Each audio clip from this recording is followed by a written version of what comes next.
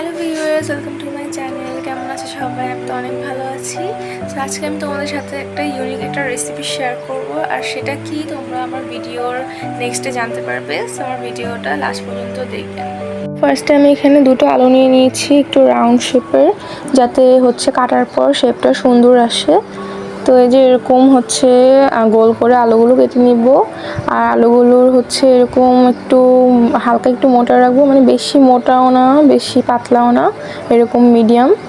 দেন হচ্ছে এখানে আমরা কিছু উপকরণ অ্যাড করব। ফার্স্ট একটা ডিম অ্যাড করে নিয়েছি, অ্যান্ড দেন এখানে হচ্ছে জিরার গুঁড়ো, ধনিয়ার গুঁড়ো, গরম মশলা আর মরিচের গুঁড়ো অ্যাড করে নিয়েছি। অ্যান্ড দেন এখানে হচ্ছে পরিমাণ মতো আটা নিয়ে নিব। আর এরপরে হচ্ছে সবগুলো ভালো করে মিক্স করে ফেলবো। আপনারা চাইলে এখানে পানিও অ্যাড করতে পারেন। আমি মাঝে মাঝে পানি অ্যাড করি যদি আটার পরিমাণটা একটু বেশি হয়ে যায়, বাট আমি দেখলাম যে না, এগুলো সব ঠিকই আছে, আমার হচ্ছে আলাদা করে পানি অ্যাড করতে হয়নি। তো ভালো করে সবগুলো হচ্ছে মিক্স করে ফেলবো, যাতে কনসিস্টেন্সিটা এত মানে ঘন না হয়, বেশি পাতলাও না হয়, কিছুটা মিডিয়াম হয়, যাতে মানে ডিমটা আটাটা যদি আলুর মধ্যে থাকে এই যে এরকম যেন থাকে। এরপরে হচ্ছে একটি প্যানে হচ্ছে তেল নিয়ে নিয়েছি। তেলটা গরম হওয়ার পরে একে একে সবগুলো আলু দিয়ে দিব। আর আমি এখানে লবণও অ্যাড করেছিলাম, আপনাদের পরিমাণ মতো লবণ অ্যাড করে নেবেন। আর স্পাইসটা হচ্ছে আপনারা আপনাদের পরিমাণ মতো দিবেন। যদি বেশি ঝাল খান তাহলে বেশি মরিচের গুঁড়ো অ্যাড করবেন, প্রবলেম নেই। তো এই যে তেলের মধ্যে হচ্ছে সবগুলো দিয়ে দিব এখানে এক এক করে।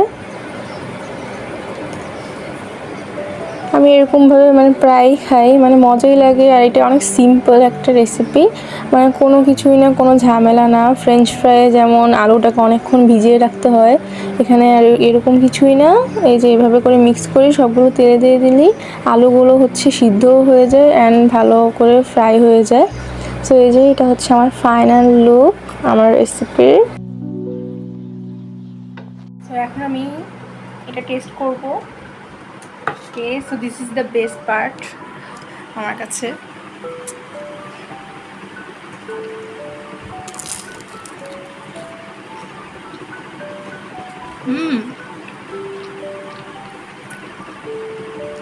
It's Assam.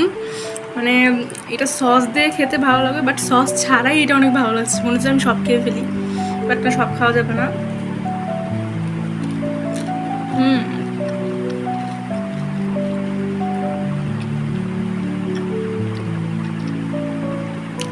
It's really good.